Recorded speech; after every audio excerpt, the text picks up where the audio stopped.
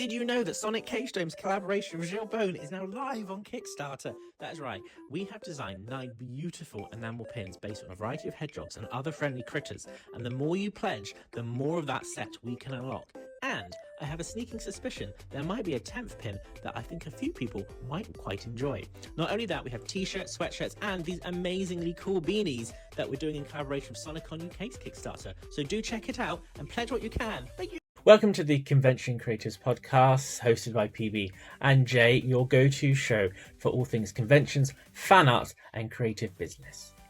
I am PB, the purest bear, though right now feels more like a charcoal scribble bear because burnout has hit me like a convention stampede rushing to get those limited edition Funko Pops back in 2019. And I'm Jay, currently questioning all my life choices as I try to function after the busiest month ever. I'm sure you can relate. It really was. But hey, exhaustion aside, we are here, and today we're diving into Kickstarter campaigns. That's right. We're going to talk about how Kickstarter campaigns are made, how they function, and most importantly, our very own enamel pin Kickstarter, which launched last Friday. So let's power through this burnout and get into it. Go, go, go, go, go, go, go, go, go. I'm just doing that.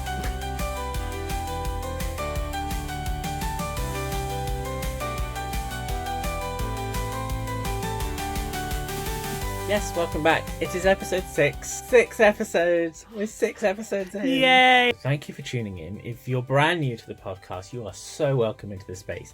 If you're like a familiar at this point, it's always good to have you back. Today we are talking about Kickstarter, which there's a lot of Kickstarters going on around our world right now, including one of our own. And Yes. It makes sense that while we're doing our own Kickstarter, this is the perfect opportunity to really break down what Kickstarter is, how to set one up, and the highs and lows of what that whole process is. So, I personally have never done my own Kickstarter in my life before. I've been involved in them, but never ran my own Kickstarter. Nice. You, on the other hand, have done quite a few Kickstarters at this point. Yes, I have ran 17 campaigns successfully to this date. And I have, yes. No.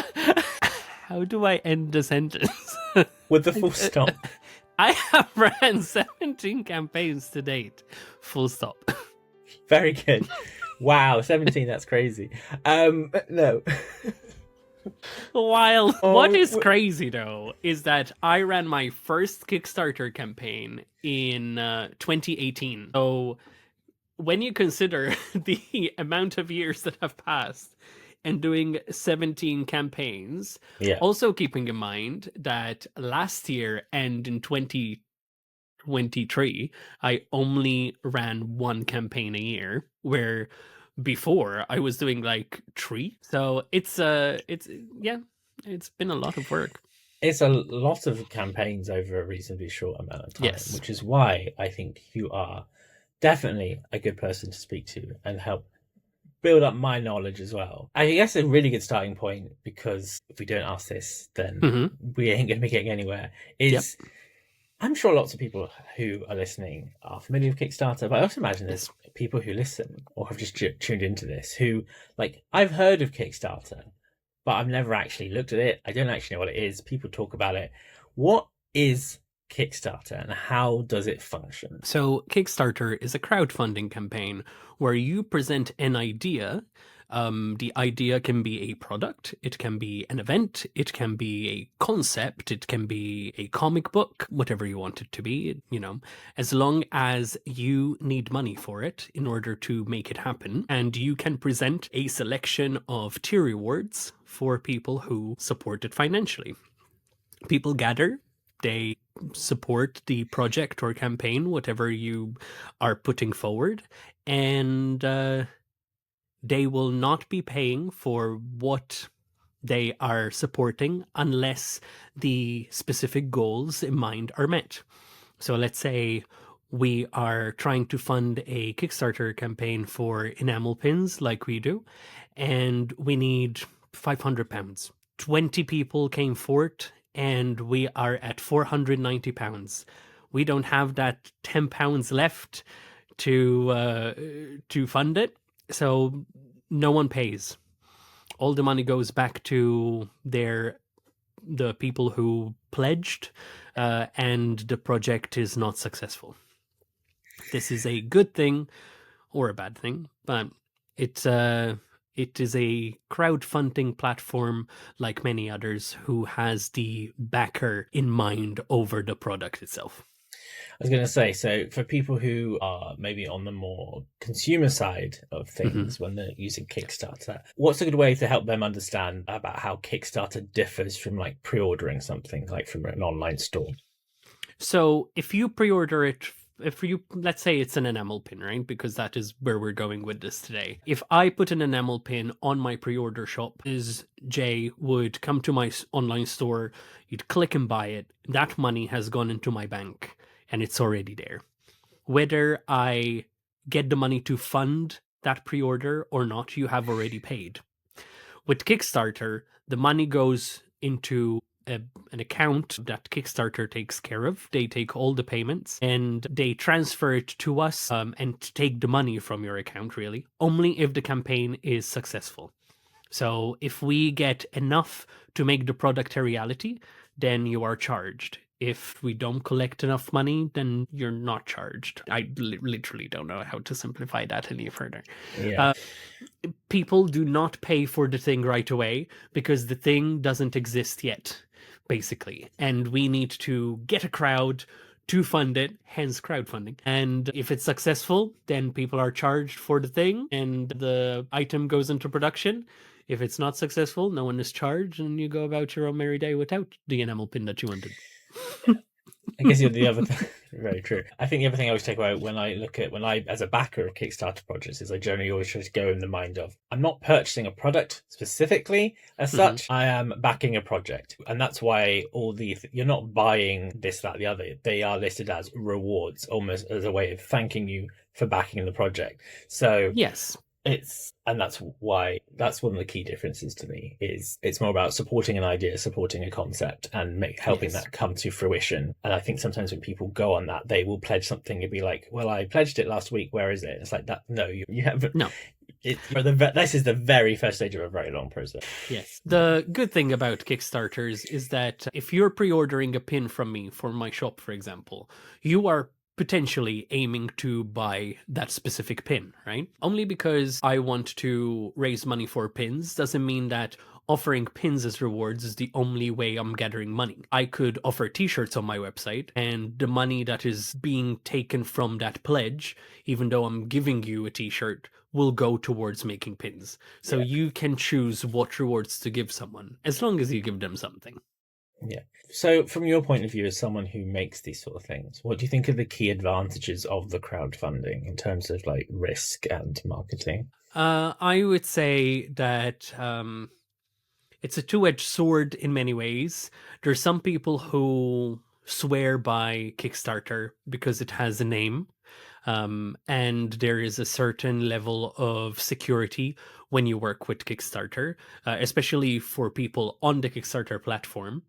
Whereas some other people find it extremely daunting to work with Kickstarter because it feels vague, new, and different for them. The nice thing about working with Kickstarter specifically is that they have such a marketplace type thing where if you're into enamel pins, for example, they're always going to be bombarding you with new campaigns from pins. People who collect pins, especially people in the US, I find, they troll the marketplace and search the different campaigns that launch there. So when you look at your statistics, the back end, you will see a lot of people that have found your campaign purely because they were looking through Kickstarter, kind of like an Etsy in a way, where they have their own marketplace. Another good thing is that it is a well-established service that is pretty solid. It is very easy to create a campaign. Well, it's not really easy, but it's very self-explanatory how to create the campaign. There's not a lot of frills. Once you're used to the security checks that you have to do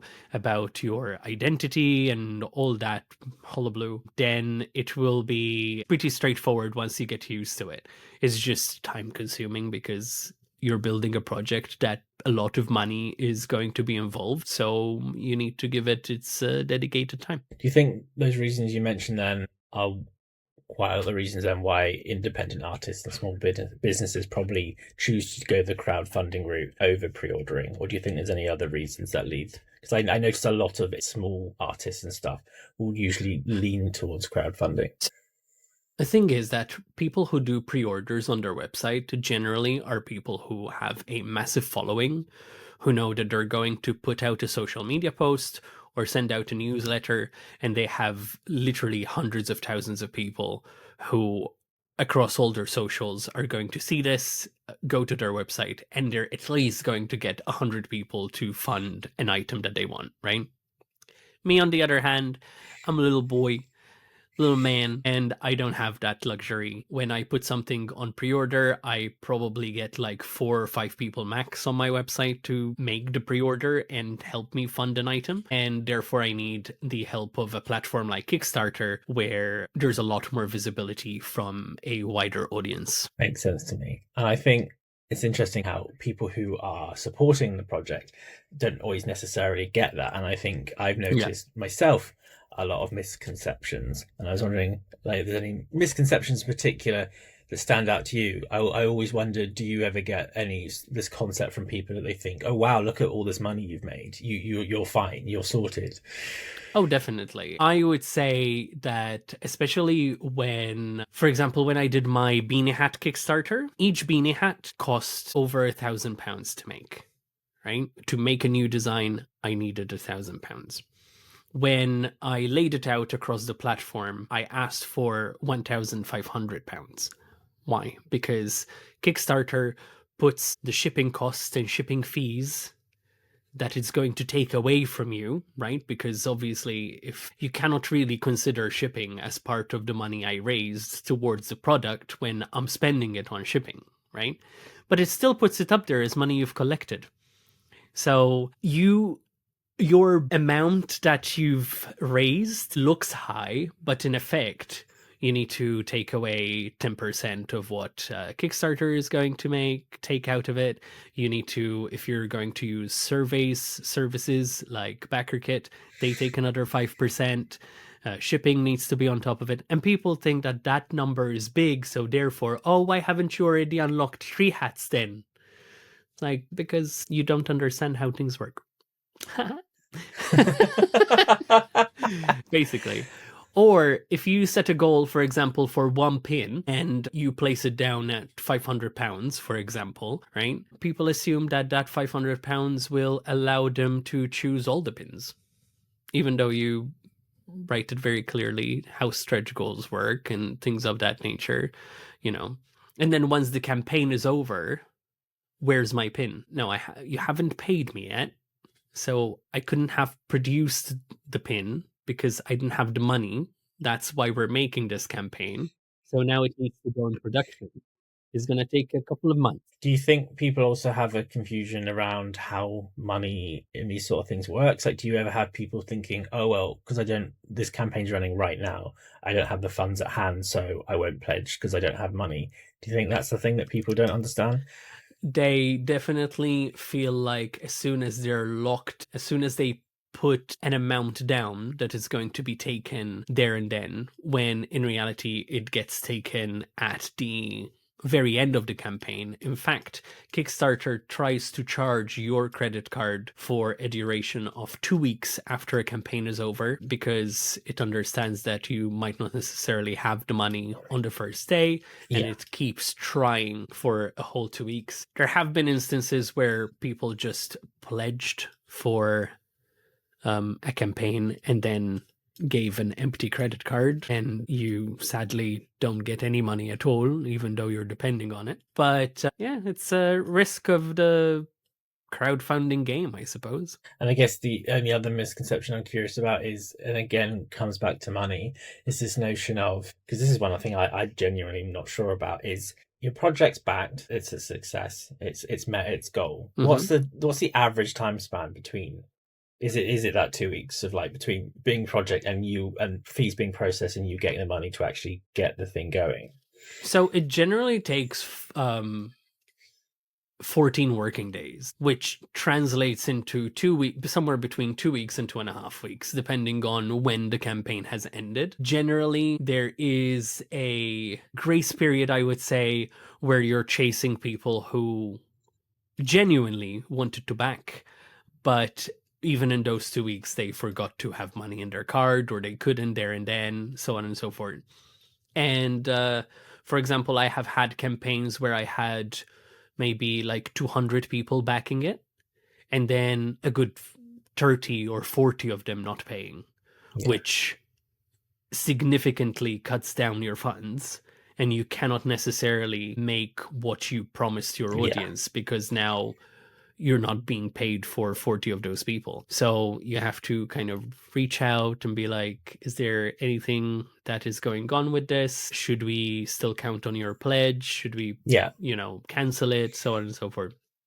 So there's a lot of, it sounds like the key thing is there's a time after the process is done for collecting money, but then also if you're backing a project, and even if you and you look at the pledge page and it says like this many £1,000s, until that campaign is over, no one has that money. So do not assume you still have that money because you haven't been charged. Because you haven't been charged yet. Exactly. It's still in your bank. Yes. Yes. Don't ask me what the product is. No one's paid for it yet. Basically. The thing is with Kickstarter, there's a lot of frustration with it, right? A lot of people want to back your campaign because they want to help you out. But also a lot of people have regrets and they change their mind. So let's kind of compare this to being at a convention, right? The reason why conventions make us money is because it's impulse purchases, right? Impulse purchases are lovely. Everyone takes advantage of them. That's why you have so many nice little bits at your Primark and your TK Maxx and all that. That's why at the end, when you're about to pay, there's all those little knickknacks that you might end up grabbing, right? Because impulse buying is a thing. You're at the end, you're just going to grab something real quick and add it to what you're already paying. Fortunately, Kickstarter is the complete opposite of that, because a campaign might last up to 30 days. If you pledge on day one, you have 30 days to change your mind.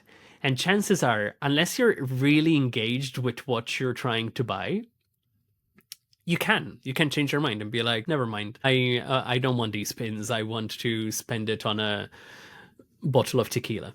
Right. And because I had a rough Monday, creators end up seeing such an influx, and ups and downs in the numbers that we do on Kickstarter because people change their mind a lot. So it's frustrating. But at the same time, want people to pledge if they're serious about it, and only if they can afford it. If at the end of those 30 days, you will be able to afford it, then love to have you on board. If you don't, then it's just going to make them feel bad. I think it's wise. And I think it's always good if, as a Kickstarter user, that if you're browsing things and you find a project you like, it's always worth looking, when does the project end? Where will my finances be when it ends? Because if you don't have money right now, but there's a payday between now and that date, you're sorted. It's fine. If you know for a fact that you're going to be broke as heck, which vibe, I've been there. We're all there. We're all literally there. Perpetually there. Yes, especially January and February is the worst time. But and who would run a Kickstarter in January or February? Wild decisions. But anything. But I like the idea of supporting it. Don't waste the person who's doing this project's time by making a pledge that in your heart you can't fulfill, because that just in the long run causes even more grievance. So that's a sort of good overview of what Kickstarter is, why people use it, and makes perfect sense to me. But how do we build one? What are we going to do? A few episodes ago, you were teaching me how to make enamel pins for my curvy men, my round men. Your round men. But you going to launch a campaign now? Well, that's what I'm thinking, because I designed them, but I haven't got the funding for them. So to launch my Curvy Stickman pins. Curvy Stickman. So creatively vacant. Then we're going to build a campaign to do it. So good starting point is, what's a good process in terms of understanding and deciding what your project should be and what thought process should you have to understand if it's actually even feasible to do in the first place? So, firstly, you need to understand how much money you need to make this possible. So, I would approach your manufacturer in advance with the product that you need to fund and get yourself some quotes. It's always handy to get more than one quote, especially if it's something like pins. Shop around unless you have your set manufacturer. If you do, talk to them, ask them about it, see what money you need. Then round up the numbers. Round up the number to, I would say, the nearest 100. Why? Because things go wrong, prices go up, things change. You might decide that you want to add a little effect on it by the end of the campaign. You know, you need a nice round figure, so round up. Then you need to figure out how many individual people you will need in order to fund that number, right? Let's say you decide that you probably need 20 people to pledge in order to be able to fund your pin. You take an estimate of, this is going to be very mathematical, and I'm not very good with maths. So we found out when I talked about taxes. Let's stick with division, right? Let's say that you need 20 people to fund this one pin, right? Those 20 people are going to require you to ship the pin to them. So you need to add the shipping cost on top of that crowdfunding amount. Why? Because Kickstarter consider you taking shipping money as deducted from your goal, which is horrific and bad. And this should have changed a long time ago, but they don't do it for some reason, right? So if those 20 people are going to give you, let's say, £5 each of shipping, because that's how much it's going to cost to ship a pin to them once it's done, Kickstarter is going to consider that £100 towards your goal. So instead of being caught off guard and only putting up the price that your manufacturer asked for, you need to add that £100 on top to give yourself leeway, right? On top of all that, so you have the shipping and you have the cost of the product, you need to add all the fees that you're going to be putting out from that money, which is 10% for Kickstarter, potentially 5% for your survey platform that you're going to use. And all this keeps adding and adding. You just need to figure out all the things that you're going to pay for and put it all into your funding goal. And that's just your funding goal. We're not even discussing stretch goals yet. But that's the very base of it. You need to figure out how much money you need, because that was the first question Kickstarter is going to ask. So sounds like basically, as a good starting point is, costings, and understanding the full scope of what the costings are going to be. Because like you said, Yes. if you want to raise a goal, and let's say my amazing Curvy Stickman pin, I've priced up that the company's going to charge me £300 to make whatever I want. And I just put up £300 as a goal, I'm screwed. Basically, yes. Yes. And it has happened to me in the past, so fun. So yeah, costings, people. Okay, so I've costed things out.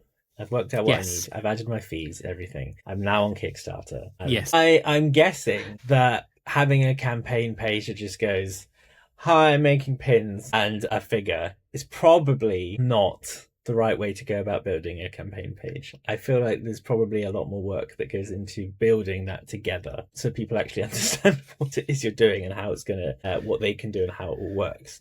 So, yes. Let's go through that step. So, firstly, your campaign needs to very clearly explain what you're selling. Keep in mind that people are coming across a whole bunch of text about what you're trying to sell without you explaining it to every single individual, right? It needs to be concise and clear because people have no attention span, but also attractive. So make it as you as possible. It also needs to stand out amongst many other different campaigns. So generally campaigns with a banner that looks a little bit meh or mediocre or doesn't really stand out or doesn't really provide that instant, yes, I know what this is, I like it, I'm going to back it, they tend to get lost in the crowd. The next important step, aside from a banner and a clear campaign, is offering rewards that are going to be attractive to your audience. So you are making an enamel pin. Chances are that most people are just going to offer an enamel pin, and that's it. But you have the option of making a sticker of that design and sell that for cheaper. So someone who cannot afford an enamel pin can buy the sticker instead and still give you some money towards your pin. You can make badge buttons. You can make a t-shirt.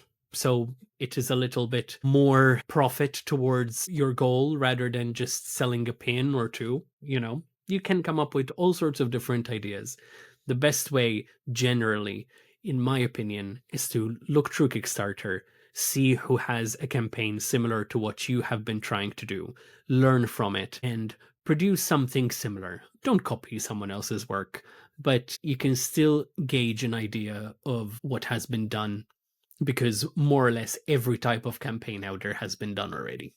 Well, what do you think is a good approach when you're building a sort of campaign in terms of the stretch goals? Because we mentioned at the beginning that you might be doing a whole full set of pins, but that initial goal is just to get the initial one made, so there's a product to come out of it. But actually, the full vision sort of does become in the stretch goals also, so it makes it seem less overwhelming for people at the beginning. Do you think there's this particular method or just a personal preference that you think works in terms of making sure that stretch goals don't seem too wild for people, or maybe too like, oh, we'll never reach that? Do you think there's a particular approach that you like to take for stretch goals? I would say that with stretch goals in particular, things have changed a lot with Kickstarter from when I started doing campaigns in 2018 to now. When I did my very first campaign, we unlocked a total of 32 enamel pins, 32 different designs, and it was amazing. We later moved on to when I did my princess pins and when I did my villain pins, I was unlocking at least 20, 24 designs per campaign. Unfortunately, nowadays, I would say that unless you're really lucky, or unless you have quite a big following that is engaged in your pin making, maybe 6 is a big number, right? We were very ambitious with our 9 that we that we went with. Yeah, I would say it is better to focus on a fewer and more manageable than many, and then be disappointed in yourself. Because the reality is the campaign is going to last for 2 weeks, 3 weeks, and if you end up lucking out and suddenly you have a couple of hundred people following your campaign, you can always add new designs later as you go along. In combination with stretch goals, then, how do you think that plays into your approach to the actual backer tiers themselves? So, backer tiers, the way I approach it is that regardless of people's financial background, regardless of what they can afford, as long as they're interested in the campaign, they need to find something that they can purchase in order to support. A lot of people, especially in an era where artists are mostly led through social media, we have a lot of people supporting us. Sometimes they want to support us even if they don't understand the subject matter. They just genuinely want to be a part of something we are creating. And I try to make many different options, especially in the survey add-on shop section, where people can buy things of or back for things of different values and different values.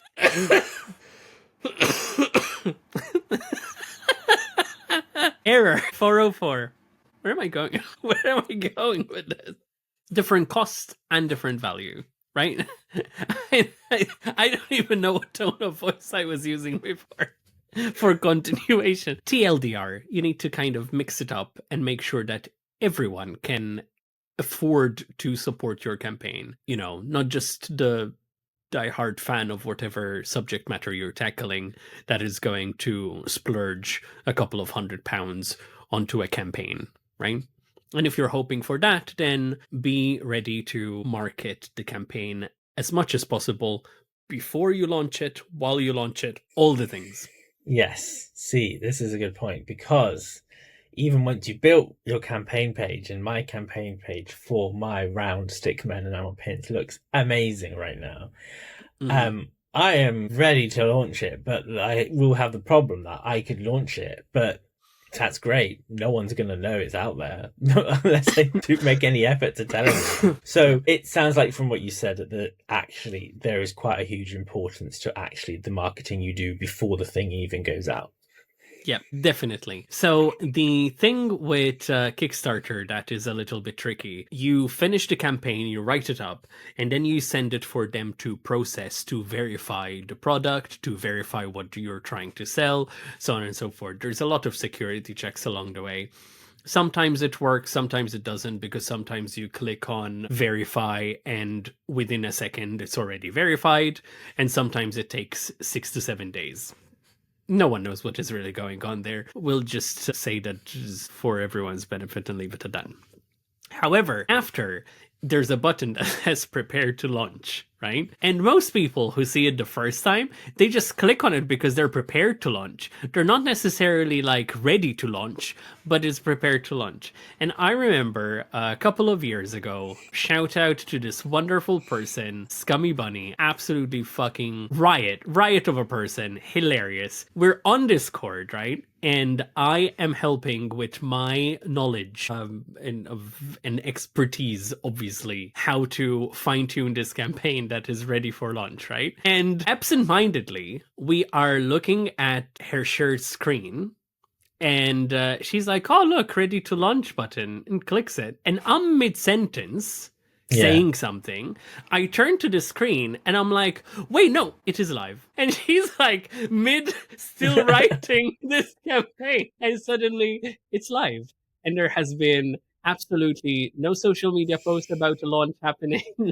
Nothing. It's just out there in the open now for the next couple of weeks. And the hustle that Scummy Bunny had to do in order to make up for it was a lot of hustle. It's a lot of hassle. It still have the Dango acrylic key rings though that they made from that campaign. They're very cute. So remember, people, don't press a button until you're ready for it to go out. So it's important to promote, have you said? Is there any particular tools that you like to use to actually get the word out of the Kickstarter? I find that with Kickstarter campaigns, if you have a mailing list and use a newsletter, which feels so dated nowadays, really.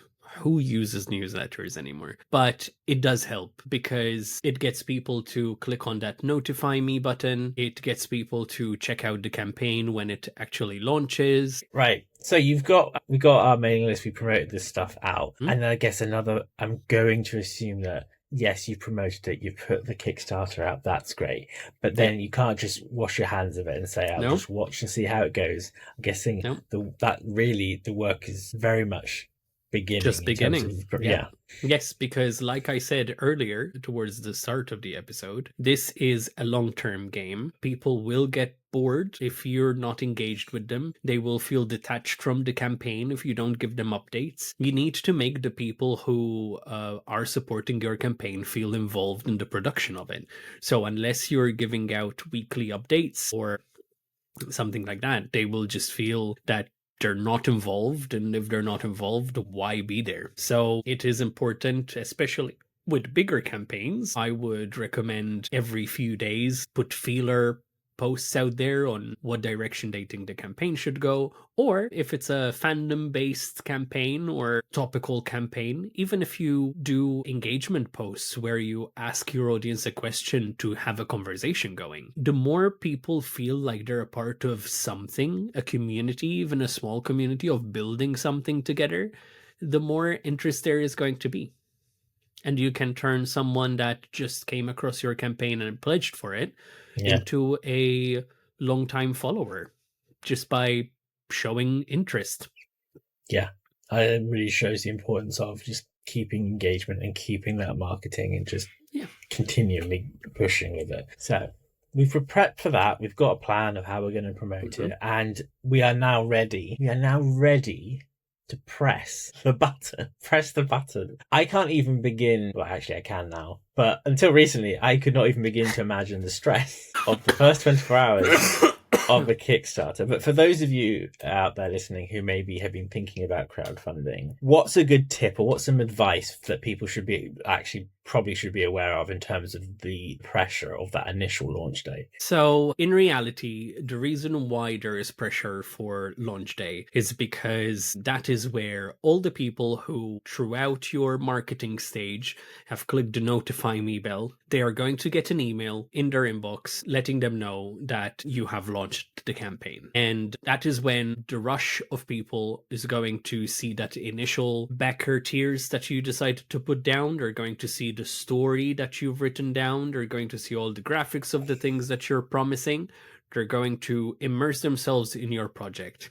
And you have that one chance of them either backing it or not backing it. Usually every campaign either goes wild within the first 4 to 8 hours, or it kind of thithers out, which is sad, but it is fact. It is just the way things go. The only way to keep it alive is by continually keep on marketing it, keep on marketing, keep on posting new things related to the Kickstarter, keep posting new videos, keep posting new content on your social media, and keep generating more and more traffic towards the campaign.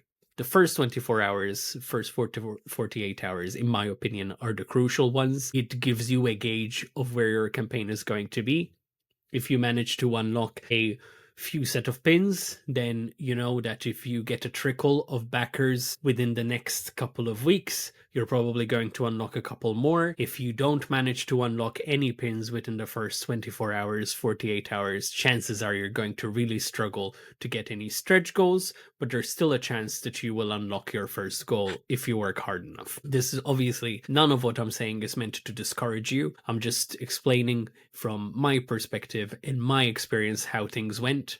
When I had a campaign that within the first 24 hours, we unlocked a good 10 pins, I knew that that campaign or those types of campaigns are going to blow up over time and keep growing and keep growing. But if it's a campaign that only unlocks like 1 pin in the first evening, chances are we didn't manage to get past the 3 pins in 30 days, which is a shame, but it happens, you know. Not all the projects are golden geese. And then you have that, like you said, so that first period of time is very key. But then also that's not the full scope of a campaign. It will have the full length of it to run. And I imagine after that initial buzz, like you said, of the people who've been notified and everything coming in, things can then very much feel like it all just starts to slow down quite dramatically. And how do you get through the other side of that slump? So the mid-campaign slump is generally when everyone who usually looks at your social media has already heard about your campaign. You are probably a little burnt out from posting about it every single day, and you kind of slow down. They've seen all the content. You've posted it on every Reddit. You've posted it on every Facebook group. You've posted it on all your socials to death.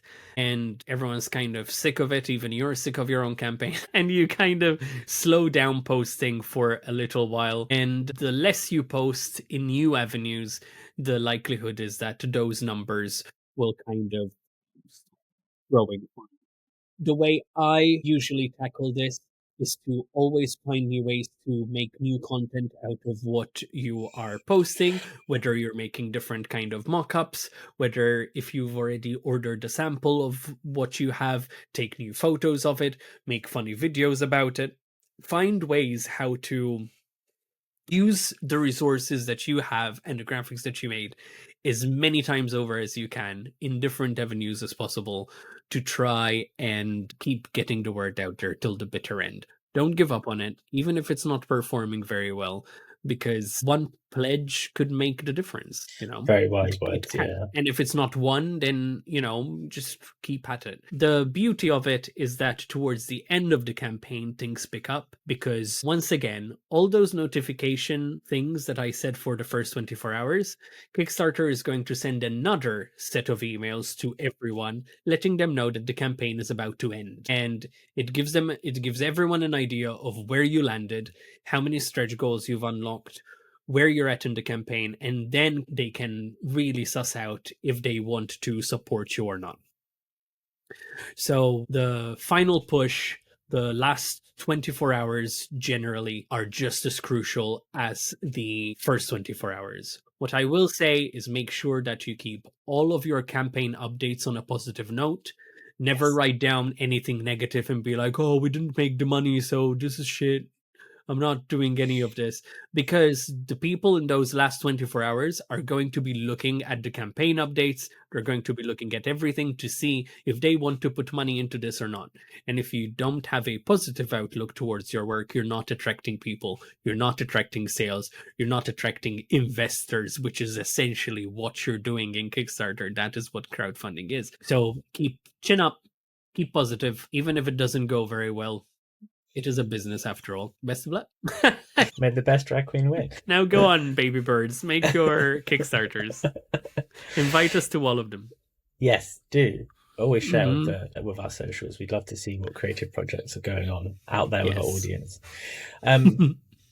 So we've pushed through to the end. We'll assume we've received at least our minimum goal of what we need. And like you said, every phase, none of these phases is like, oh, I can relax now. Every phase is like, right, here's the next bit you have to do. When you've completed your Kickstarter, you've received your funds, and you're actually now in the process of actually making that campaign happen, what would you say are probably some of the biggest challenges people may have to deal with that they might want to think about when it comes to making a Kickstarter? So, you know, when we started this podcast, everyone was like talking about, ooh, the tea you're going to spill. Or when we say we're going to pull the curtain of the shitty side of conventions and small business. Yes. This is it. Buckle up. It's the first time we're going to tackle something really negative, and we're going to talk about how hell it is to be an artist, right? So the moment that you have a campaign, the campaign has ended, right? You have the money. Kickstarter gave you the money, and you're making the product, whatever it is. It could be an enamel pin. It could be custom-made sweaters and t-shirts, which need a proper manufacturer. Not that the printer isn't a proper manufacturer, but you know what I mean. They need to be made to custom for you. It could be a bag, anything of the sort. And suddenly, you have let's say 200, 300 people waiting for this item to arrive, right? You've given them a schedule in advance. Keep in mind, you've already specified the misconception of people asking for the product when they pledge, let alone 2-3 months in, right? And suddenly you have manufacturing delays. The manufacturer wants more money all of a sudden, which happens more often than we care to admit. The product is lost somehow. The product was in a flood. That has happened. All my beanie hats flooded, and they needed to be reproduced, and it's going to take another month and a half. How are you going to tell those 300, 400 people? Not all of them are going to be nice. No. What if the manufacturer suddenly asks for an extra £1,000, £2,000 for your bags? Where are you going to get that from? So when we say dealing with challenges when it comes to a Kickstarter campaign, I don't really have an answer to that. What I will say is keep a cool head, understand that the people that you are writing to are people like yourself, which probably show little to no patience, but they're still people. So talk to them calmly and talk to them with sincerity, be transparent, and explain the situation as best as you can. At the end of the day, manufacturing, it is business. It isn't a failure upon yourself. You just need to be honest. The horror stories of so many people in so many ways that I have heard, and this manufacturer faux pas that I've had, that I had to rectify, they're not for podcast ears. There's some very, very terrible situations that happen with Kickstarter and manufacturing, but it's a small percentage, right? And you don't have to discourage yourself, because at the end of the day, this happened to that person that you know from that podcast. Because chances are, if something happened to me, it doesn't necessarily mean that it's going to happen to you. To give you an example, I had a set of pins made, and this was with the same manufacturer that I always use. So I decided that I'm going to use the same manufacturer because I trusted them. They made my pins, but they used a different type of glitter that they normally use. And instead of the nice, bright, iridescent glitter that I have on all of my pins to this day, they used one that looked like, in my opinion, it looked like pepper. Just black flakes. Yeah, I know the type of glitter, yeah. And when I tell you that these very nice, pastel-y, delicate-looking designs looked absolutely massacred with this, but it wasn't one pin. It was about 20 designs of 150 pins each. And I've had boxes upon boxes turn up with this glitter. They were already at mine. Manufacturer wouldn't take them back. They wouldn't redo the pin.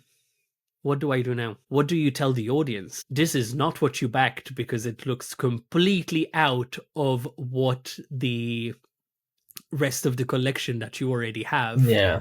It doesn't look like it belongs. What do we do now? So what I had to do is keep doing more conventions, say that the pins are going to be delayed, and remanufacture them out of my own pocket. And over time, which took literally years, get rid of those bad glitter pins in the B grade box. That is wild. It is wild because it's your responsibility. You've taken on this. You made the agreement with Kickstarter that you're going to provide the thing. You have the trust of the people. What do you do? It's on your shoulder. You're responsible for it. So again, yay for Kickstarter, but please understand the responsibility that comes with it if you choose to use this thing. But then again, it's the same. If you were pre-ordering it on your website, you'd still have the same dilemma, really. Yeah, I think at the end of the day, Kickstarter is a platform, but it's not the business. You're the business. So you are the business, yeah. That's the accountability does lie with you. And I think what you said about just keeping that communication open with the backers is so important, because like you said, they can be fully understanding. I'm very sure there are people who are very not understanding about these sort of things, but they can't accuse you of not being honest with them about what's happening. So I think that's a key lesson. The amount of times where I would be running a campaign and then I get a message from a previous campaign, a comment onto the current campaign, like, where are my pins from the other campaign? Why are you running a new campaign if you haven't, like, those have been shipped like 6 months ago? How would you, also, why would you never message me about it when I repeatedly made public posts saying all the pins are sent out? You know, or you get the where are my pins, even if you've made an update about it. Same thing with my friends who did bags before. They've had manufacturers give them quotes. They do the campaign based on that quote, and then the manufacturer changes their mind on needing more money or making some stuff unavailable, or a company shuts down. And then suddenly you need a new quote, and the new quote is more expensive, you know? Would you say there's any closing advice or tips on the best ways of actually fulfilling that campaign? There's last steps, whether it be the logistics or getting those things put out there to people. So my biggest tip that I have for someone running a campaign is when you do the survey, you're going to, well, if you do it the same way I do it, I use BackerKit to run my surveys. Why? Because BackerKit has a much cleaner, much more easy to follow way how people choose the item that they want to do, for example, which pin they want. It's very clean. You move on to different stages of the application, rather everything being in one overwhelming page. But also at the end of putting in their address and so on and so forth, they end up in the add-on section. Now, the add-on section, believe it or not, generally always makes the same amount of money for me as the campaign does. Crazy. Interesting. Right? Because what I put there is essentially as much of my online store as possible. Keep in mind that these people, again, many of them just found you on Kickstarter. Many of them have not bought something from you since the last campaign that you did, maybe 6 months ago or a year ago or whenever ago, right? So they're seeing those items as, again, when they're about to check out and it's just in reach, and they can add another £2 sticker. They can add another discounted enamel pin. They can add that mystery t-shirt that usually would cost £30, but today only it's 12, you know? And you put as much of that stuff as possible, and it doesn't even have to be related to the subject matter of the campaign.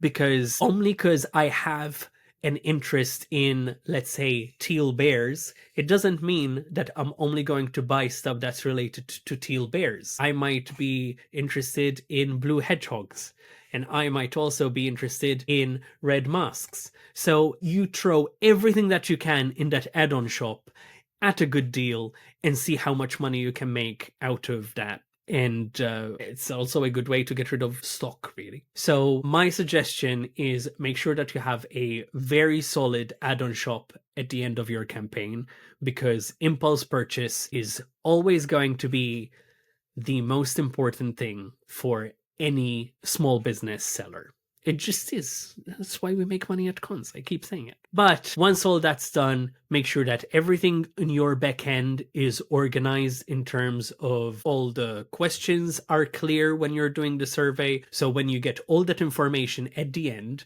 when everyone's filled in the survey, bought the add-ons and so on and so forth, it's just easy for you to print out all those surveys on sheets, and you look at the sheet, you pick out the item for that person, you pack their parcel, prepare it ready, just like a shop order, like an online shop order, and put it on the side, ready to slap a label and send it on its way to its new home.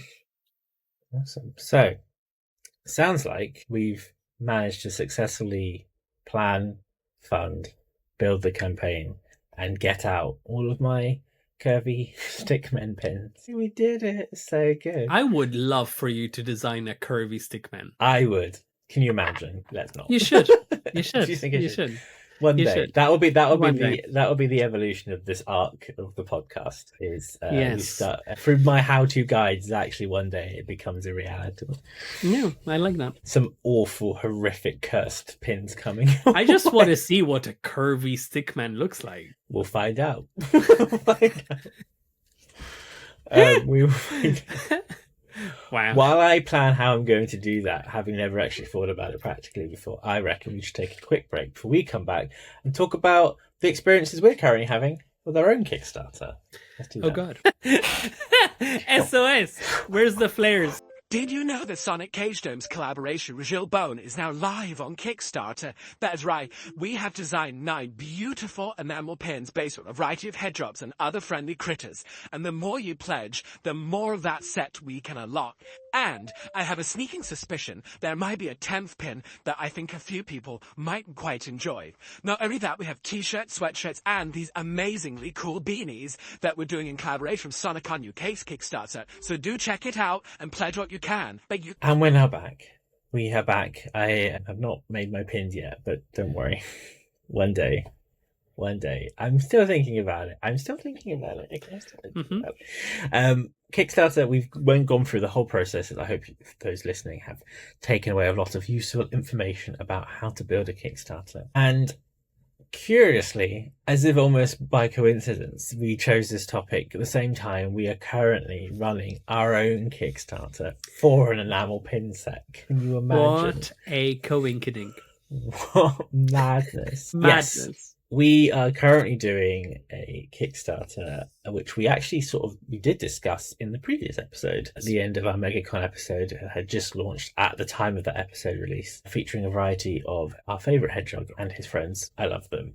It's been an experience. I think a good place to start talking about where we're at with this Kickstarter, how we feel about it, and what we expect, what our expectations are in general, is, again, planning it. Because we talked a lot about the planning process. And for a Sonic-themed Kickstarter, what do you think, for you specifically, as the creator, the artist, as it were, what was your approach to designing something like this? Because it is different to what you've done before, and choosing those characters that we actually have in our Kickstarter. So, in reality, this campaign is very different from everything that I've ran before. I had a conversation with you about running a Kickstarter campaign as a collaborative team before doing the podcast, before we knew we were going to be working together so frequently. And it was just coming off of SonicCon. I wanted to come back to SonicCon with more Sonic related merchandise, and pins is kind of a staple for what is on my table. Because back then I had absolutely no knowledge of Sonic characters outside of Smash or Pass. And Amazing. And I approached you, whereas usually I would know ahead of time what characters I want to work on and kind of reduce or increase the roster depending on how I'm feeling with what is going to be making money or not. We discussed what we thought would do well as a campaign, and we kind of went from there. Now, the reason why this campaign was more difficult than usual for me is two things. One, the style of character design that the Sonic universe has is so different from what I usually work on in terms of pins, where usually my Nyan Neko collection is more or less playing dress up with this figure that I created for the collection and go from there. I always picture myself making new wigs for the character and making new clothes and going from there. It is it's something I find very soothing. However, with these Sonic pins, I had to dump that model altogether and try and draw the Sonic characters into as my style as possible to fit my pin style, which in itself was a daunting task.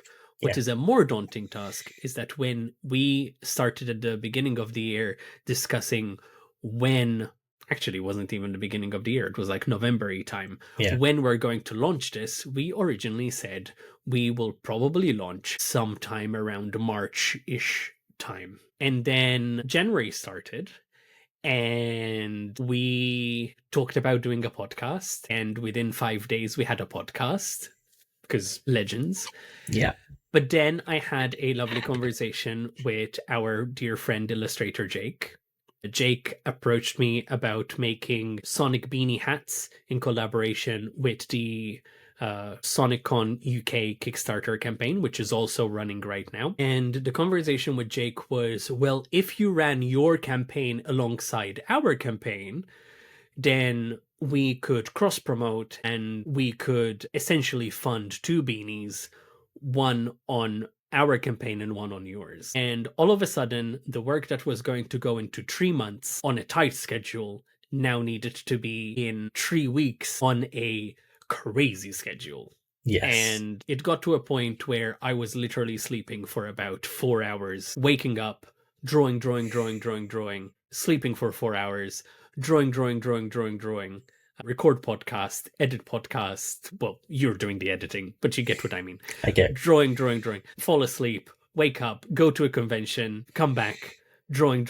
Yeah. So you get the gist. It was the most hectic and tiring month. Unfortunately, that meant that a lot of corners had to be cut in terms of how I would normally present a campaign, how I would normally prepare for the campaign in terms of what I would share in advance, how many people I would get on board with the campaign, my communication with those people, so on and so forth.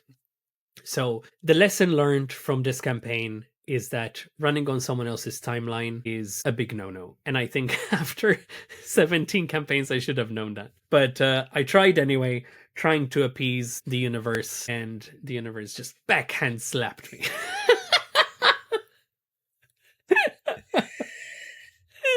It's a fair comment, I will say. But we did it. It went live. It did. We managed it. We managed it with a full campaign page, full set of tiers, and a full set of stretch goals. Yep. Now we were launching on Friday, 8 in the evening. You were knee deep in sorting out podcast technical difficulties at 6:30 in the evening, and now we're an a half before 10 minutes before the campaign launched. I was still doing the graphics. It was People do not understand how stressful this campaign was. the lead up into it was a very intense. Very intense. Very intense. Wit's End does not particularly start to describe it, but positive tone. But yeah, We made it. we did, and We made it.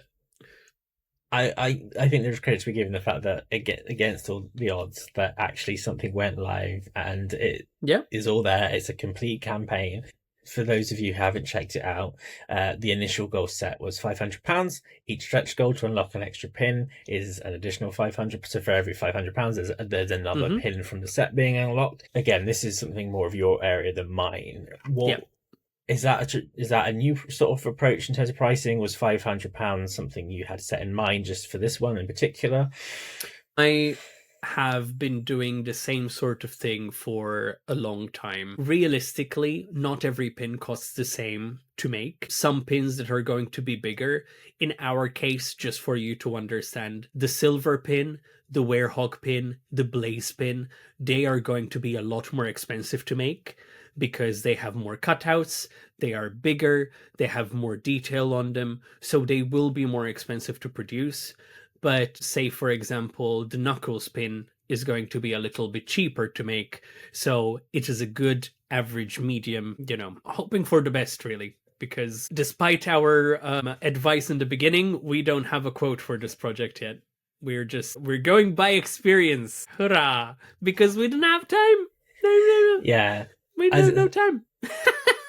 I think one of the Crazy. We've already discussed it, I guess, but yeah, the biggest challenge of this campaign has been the time constraint that was put onto getting it happen when it needed to happen. Yeah.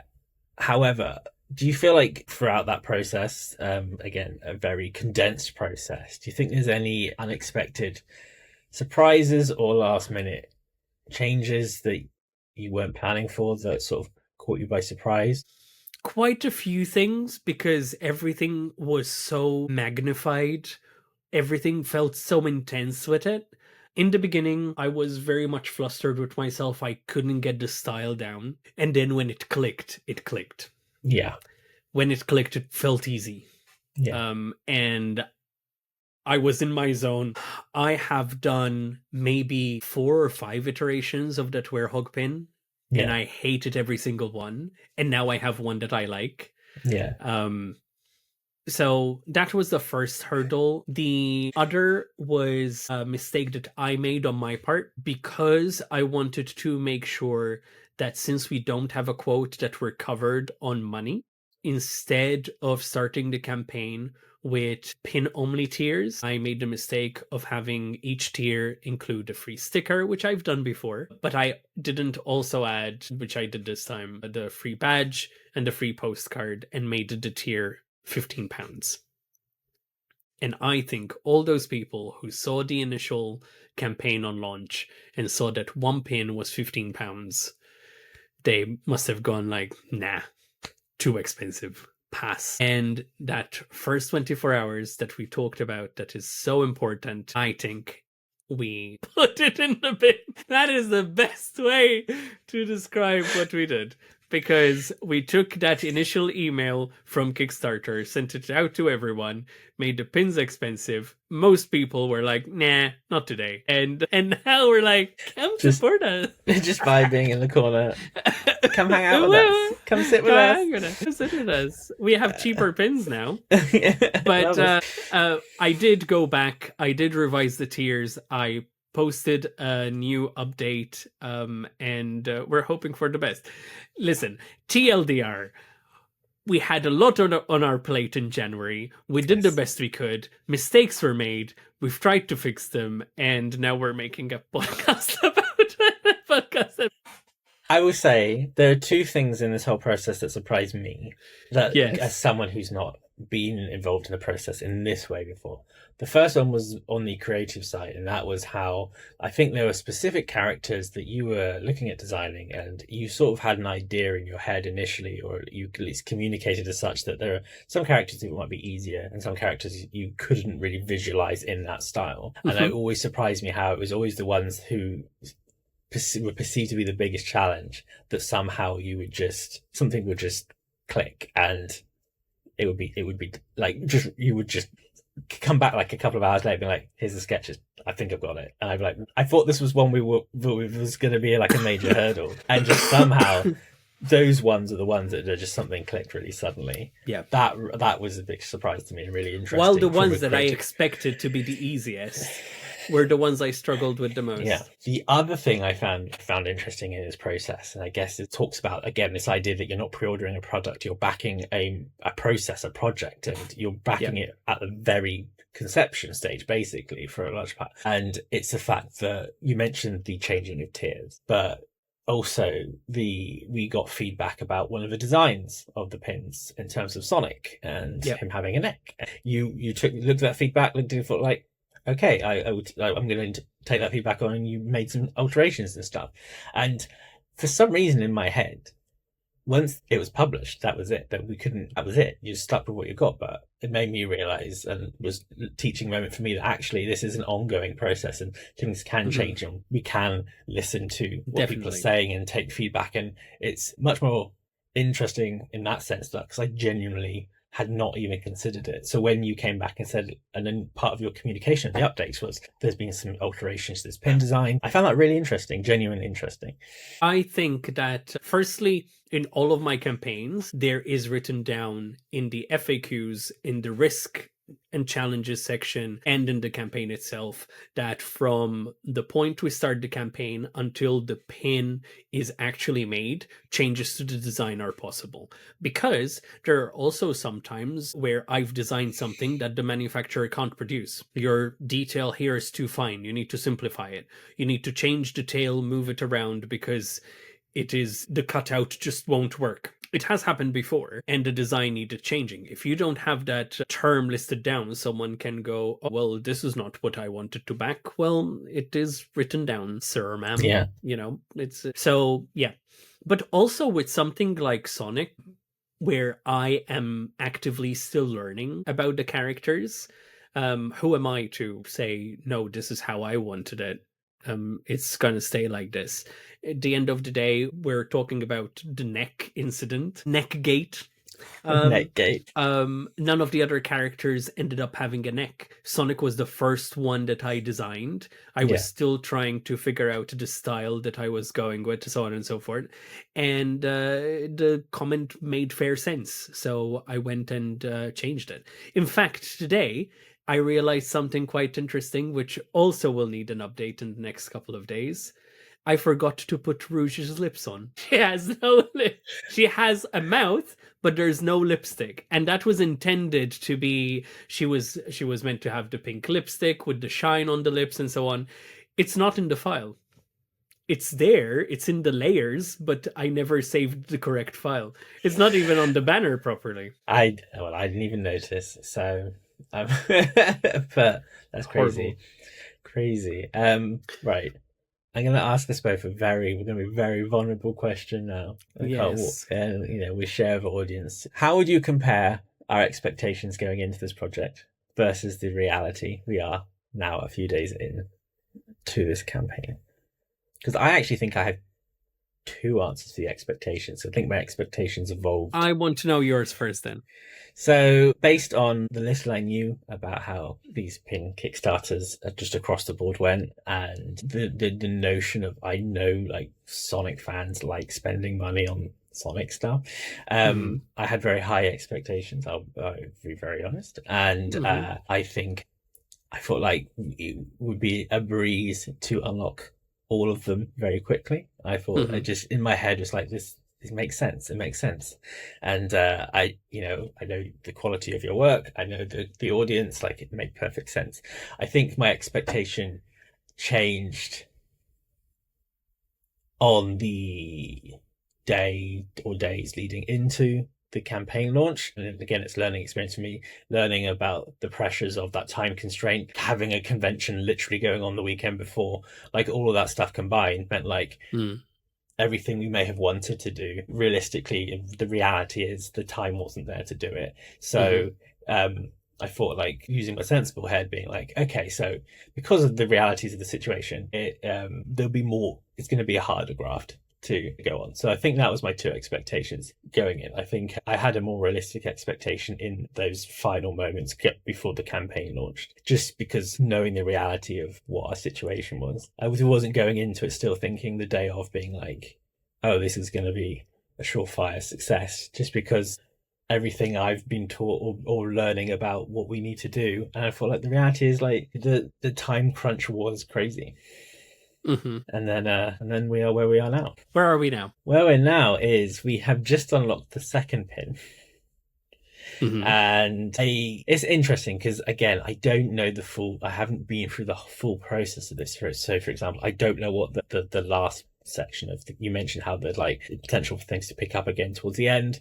So I'm curious what that looks like. For example, I think it's shown me some interesting lessons about how Kickstarter works and how people engage with Kickstarter. I think and I will say this, I genuinely think all the pins that have been designed, if you saw them on a table at a convention, people will want them, very much will want them. So it's been interesting to understand how that audience translates to people who are willing to commit at the very beginning of them being manufactured. Very interesting. And I think what's interesting is I still see people coming in because the word's still spreading out, just not as interesting. The approach has been, the reality of it is different to what I was expecting, but I've still found it interesting, and it's been kind of an interesting challenge to find out, okay, what way can we get the word out?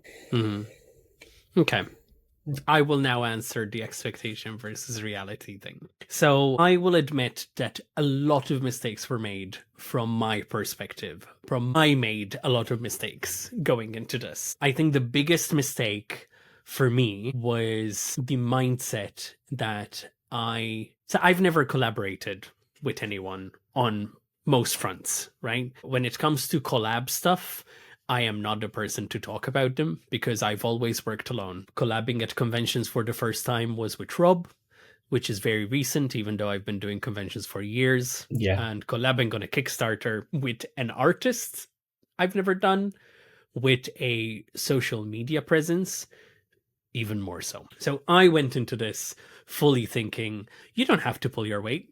He's the social media person. He will do it. The reality is, I'm the one with the people following me that buy pins. Your people don't necessarily care for pins unless they see them on a table at a convention, right?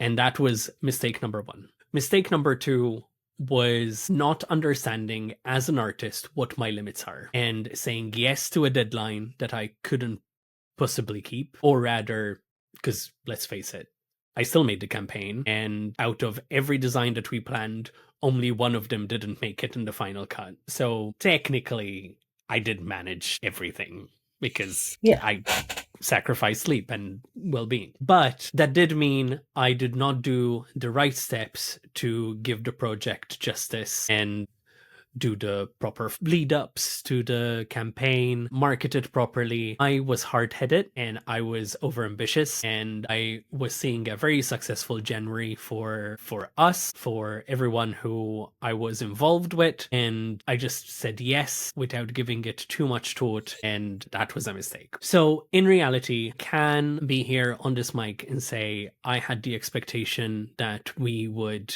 make all the money on the first night and we would be asked to make more characters because we've made that much money. In a dream world, that is what would have happened. However, given that I bit off more than I could chew, I made the mistake that I did with how I laid out the tiers with the pin and made the pins a little bit too expensive. The fact that I put everything on your shoulders with the social media and not marketed the pins to the pin people and instead marketed the pins to the Sonic people who have not bought pins before, I think we got what we deserve, which is a load of suck. Do I think that the campaign is going to be successful? Well, technically it is. We did get money for a pin, and we've unlocked the second one. We have a Sonic and Shadow pin that can be made. But there is still 8 pins that need funding and a beanie hat. That's a grand in itself. How are we going to resolve this? You'll have to wait for a month and find out in the final part of our Kickstarter podcast episode, where hopefully I will grab a rabbit out of a magic hat and sort this out. But that's all I can say right now. I literally don't know how the chips will fall until we play it out and see what happens. Yeah, it's very well said.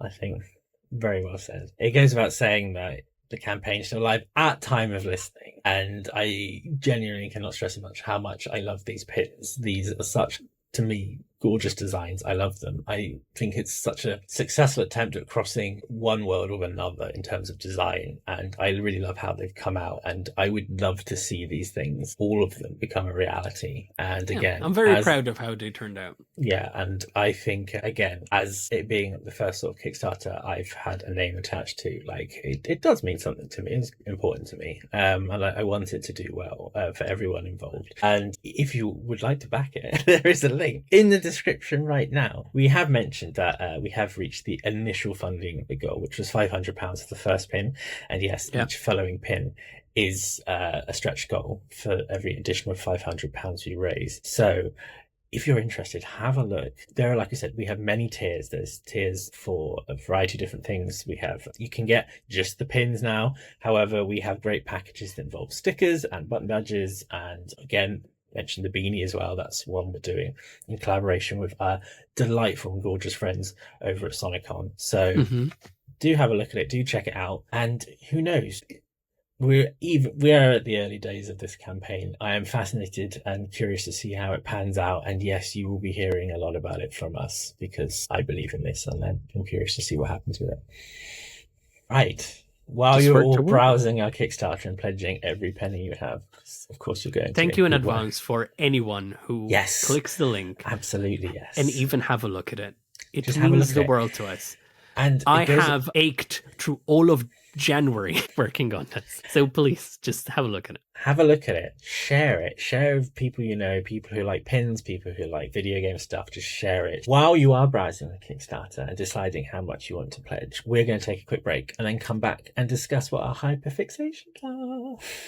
Yes. If you wanted to support out Kickstarter, simply check the link in any of our social media bios, or head over to Kickstarter.com and search for Hedgehog Pin to find us. And we're back. Here we go. Time for my favourite segment, because it's the bit where we talk about things we like. And yes, we're fans of pop culture and conventions. Therefore, we do hyperfixate on stuff. And this week, I think I'm going to go first. Because why not? Let's go crazy and I'll go first. My hyperfixation of the week currently is, and people who've been watching the podcast might not know this about me yet, but I do enjoy musicals. I am one of those people who likes a variety of different musicals, and there's currently one that's just sort of hit Broadway, which is the musical adaptation of Death Becomes Her. And I am obsessed with this. I want to see it. Probably not going to see it unless it transfers over here. But I fascinated. For context, was obsessed with the original movie. Obsessed with the original movie. It was just camp and weird and amazing, and I loved it. Very weird. And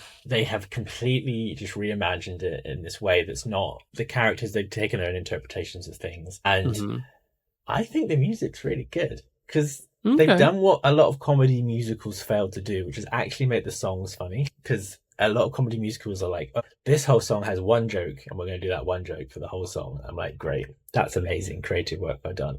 But this soundtrack is so good. There are 2 songs in it that I'm currently obsessed with. One is called Ernest, and it's basically near the start of the film where all the characters together, and it's just camp and silly and stupid, and I love it.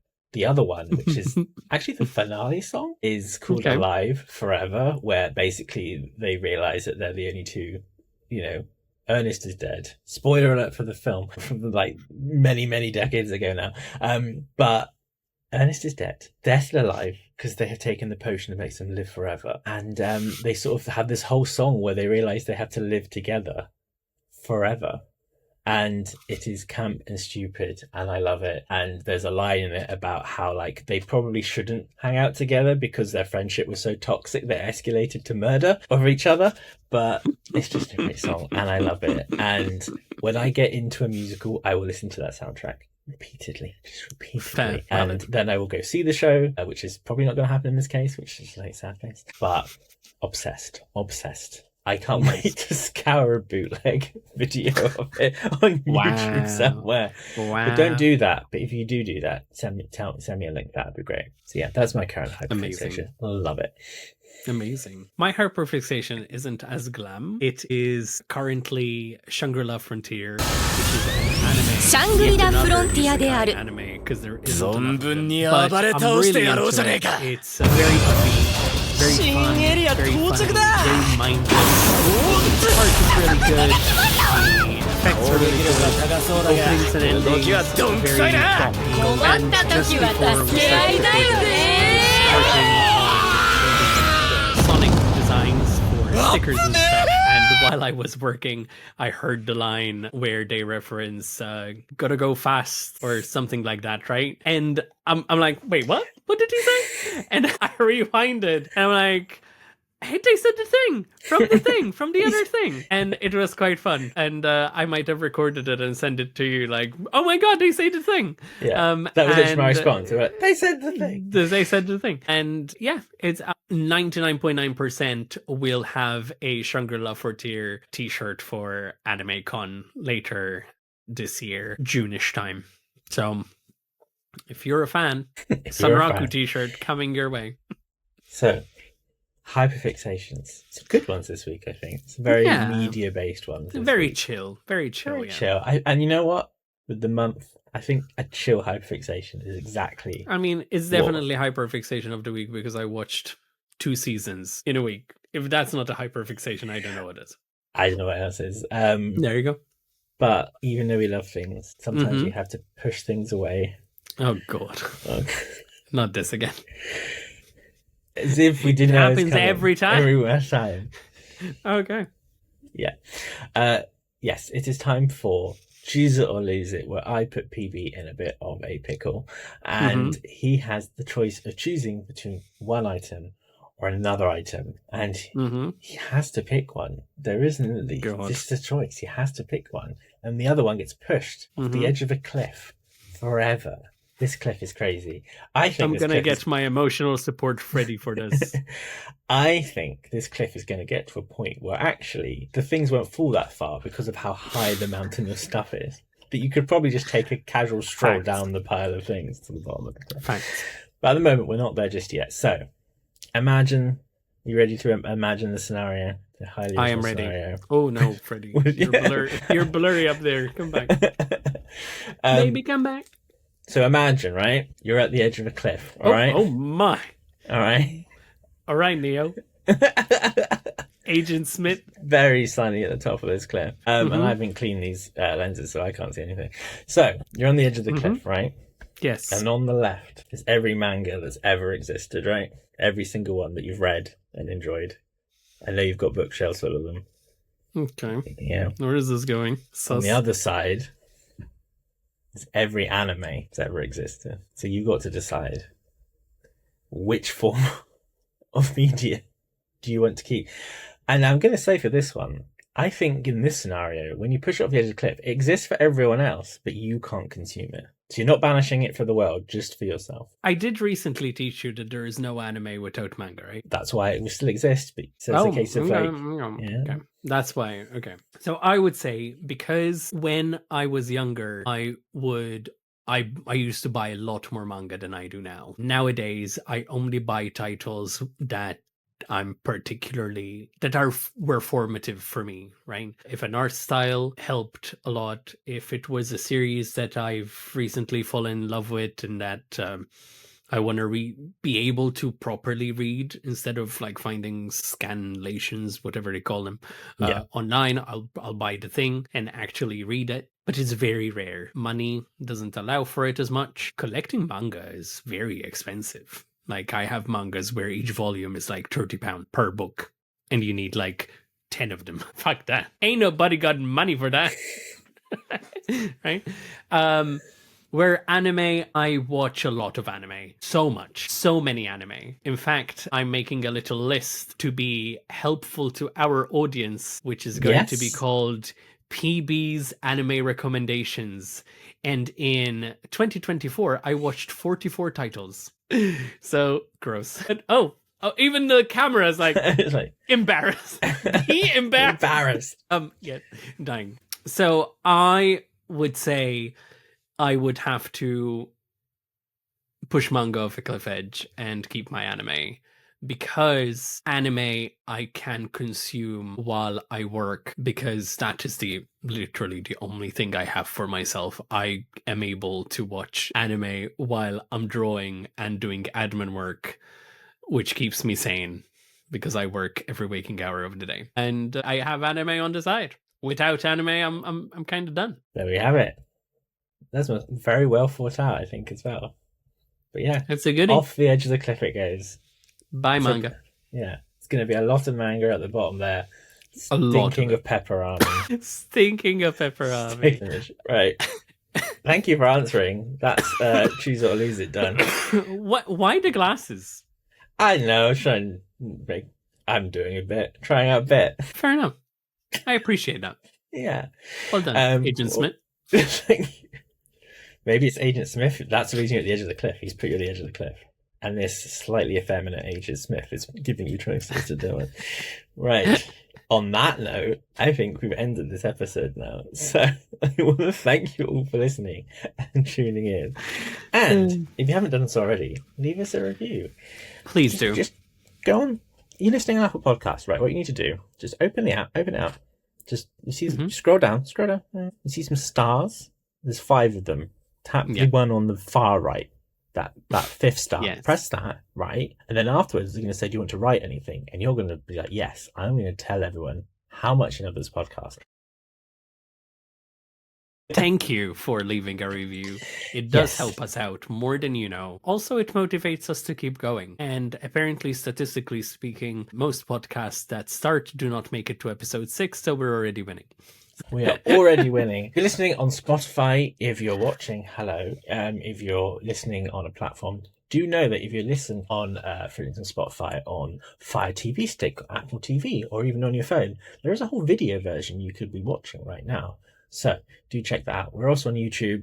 Leave us comments. If you're watching on YouTube, please leave a comment. It's so good when people leave comments. We love comments. We love comments, actually. We really I do like the comments. We really, really do. Only the nice ones, though. Only the nice ones, but we only get nice ones because we have such a lovely audience. Do leave them, and again, any follow buttons, press them. Ooh. So until next time, which the next time will be a special Valentine's Day episode. Really going to be very good fun. Lots of fun mini games planned. We will see you then. Bye. Make sure that you click on the thing. Go to our Kickstarter. Love you. Bye. Kickstarter, bye. When.